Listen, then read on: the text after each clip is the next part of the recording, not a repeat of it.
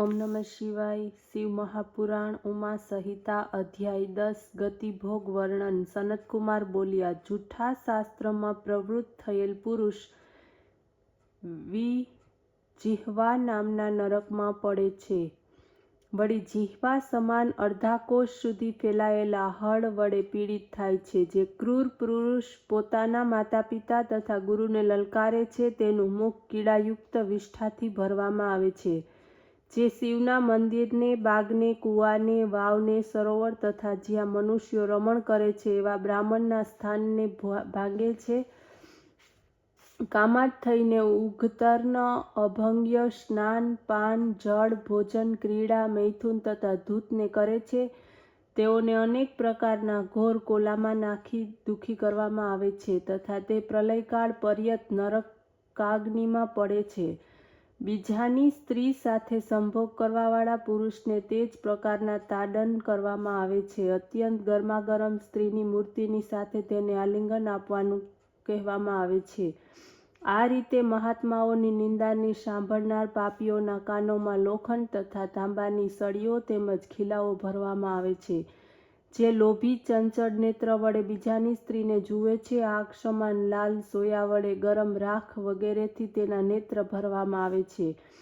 જે પુરુષ દેવ, અગ્નિ, ગુરુ, બ્રાહ્મણને આપ્યા વગર ખાય છે તેની જીહવા તથા મુખ લોહના સેંકડો ખીલાઓ વડે પૂર્ણ ભરવામાં આવે છે। જે મનુષ્ય દેવના બાગના ફૂલોને લોભ વડે હાથ વડે લઈ સૂંઘે છે તથા પાછા તેને દેવના શિર પર ધારણ કરે છે તેનું શરીર લોહના ખીલા વડે ઝડી લેવામાં આવે છે।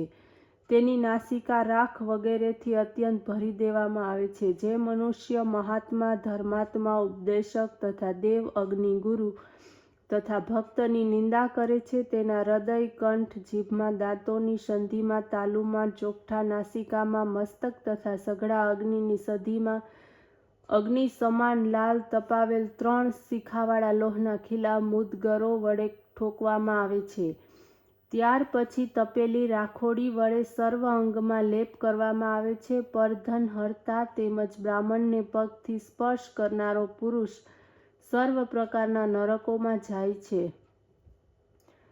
શિવ પૂજા સામગ્રી, ગૌ તથા શાસ્ત્ર આદિને પણ પગથી સ્પર્શ કરનારી વ્યક્તિ નરકમાં પડે છે। શિવાલયની પાસે તેમજ અન્ય મંદિરોની પાસે તથા બગીચાઓમાં જળને મળમૂત્ર કરનાર પાપીઓના અંડકોષો તેમજ લિંગ ઉપર મુદગરનો પ્રહાર કરવામાં આવે છે। ધન હોવા છતાં જે ધનનું દાન કરતો નથી એની ઇન્દ્રિયોને પીડા પહોંચાડવામાં આવે છે। ઘરમાં આવેલા અતિથિને ધૂતકારીને ખાલી હાથે કાઢી મૂકનાર આવા પુરુષને નરકોમાં ગતિ થાય છે। જે પુરુષ શિવ પૂજન કર્યા પછી વિધિપૂર્વક હવન કરીને શિવ મંત્ર બોલીને યમ માર્ગને રોકીને રહેનાર શ્યામ તેમજ સબલ નામના શ્વાસનોને તથા પશ્ચિમ, વાયવ્ય, ઉત્તર, નૈઋત્ય દિશાઓના વાસી કાગડાઓને જે બલિ આપે છે એને યમન દર્શન થતા નથી, તે તો શીઘ્રતાપૂર્વક સીધા સ્વર્ગમાં જ જાય છે।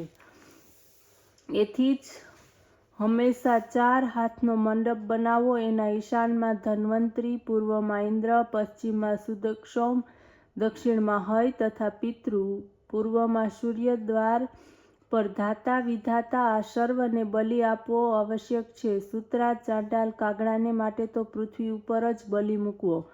સ્વાહાકાર, સ્વાધાકાર, વષ્ટકાર તેમજ હંતકાર આ 4 ગાયના સ્તન છે।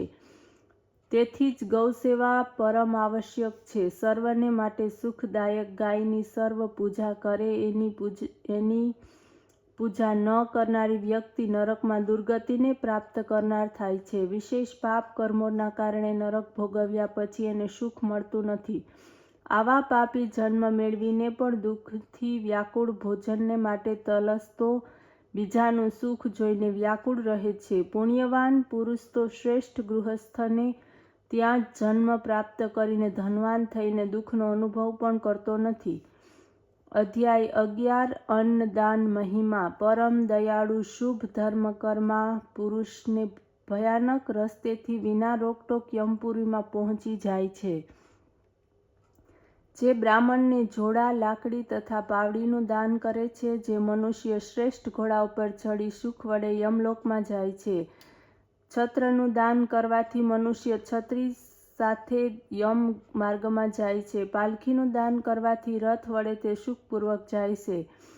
છૈયા તથા આસનનું દાન કરવાથી આરામની સુવિધા પ્રાપ્ત થાય છે. બગીચા અને વૃક્ષ ઉગાડનાર વ્યક્તિ વૃક્ષોની છાયાને પ્રાપ્ત કરતી ફૂલની વાડીઓવાળા પુષ્પક વિમાનમાં બેસીને દેવ મંદિર, સંન્યાસીને મઠ, નિર્ધનોને ઘર બનાવી આપનાર વ્યક્તિને સુંદર ભવનો વિશ્રામને માટે પ્રાપ્ત થાય છે. દેવ, અગ્નિ, ગુરુ, બ્રાહ્મણ, માતા પિતા વગેરેની સેવા સત્કાર કરનાર વ્યક્તિને આદર થાય છે. દીવો પેટાવીને બીજાને પ્રકાશ આપનાર માણસ પરમ પ્રકાશ પ્રાપ્ત કરીને નિરોગી વિચરે છે.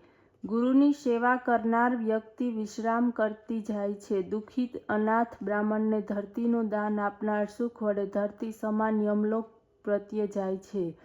ગૌદાન કરનાર મનોવાંછિત સુખને પ્રાપ્ત કરે છે. બ્રાહ્મણોના ચરણોને ધોનાર જળ સિંચિત માર્ગથી જાય છે. બ્રાહ્મણોના ચરણોની માલિશ કરનાર વ્યક્તિ ઘોડા ઉપર સવાર થઈને જાય છે.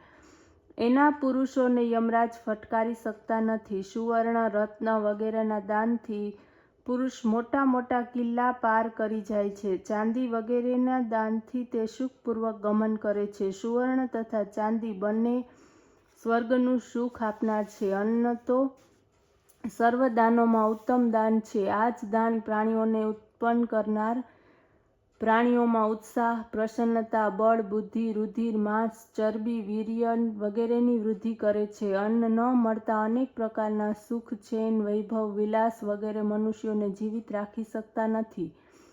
આ જ કારણે અન્નદાન કરનાર સર્વ સુખ પ્રાપ્ત કરે છે. દાનમાં આપેલા અન્ન ખાવાથી શરીર પુષ્ટ થાય છે. એ શરીરથી ધર્મ થાય છે. એ ધર્મનો અડધો ભાગ અન્નદાતાને મળે છે. આ શરીર જ ધર્મ, અર્થ, કામ, મોક્ષ સાધક છે. અતઃ આ શરીરની પુષ્ટિ માટે અન્ન સર્વથી ઉત્તમ છે. સંસાર અન્ન ઉપર જ ટક્યો છે. અન્ન જ જળ તેમજ પ્રાણ છે. એથી પોતાના ખર્ચમાંથી થોડું થોડું બચાવીને ભિખારીઓને અન્ન આપવું કલ્યાણકારક છે. લોક તેમજ પરલોકમાં સુખની ઈચ્છાથી ઘેર આવેલા અતિથિઓને યથાશક્તિ અન્નદાન સત્કાર કરવો જોઈએ. આ અન્નદાન શ્રેષ્ઠ ફળદાયક વૃક્ષ છે. અન્નદાતાને સ્વર્ગમાં સુખરૂપ ફળની પ્રાપ્તિ થાય છે. જે સ્વર્ગમાં આનંદ સ્વરૂપ બ્રાહ્મણ થાય છે. અન્નદાનના મહિમાવાળા આ અધ્યાયને જે વાંચે છે, શ્રદ્ધાપૂર્વક તેનો પાઠ કરે છે, તે સુખ સંપત્તિને પ્રાપ્ત કરે છે. ઓમ નમઃ શિવાય.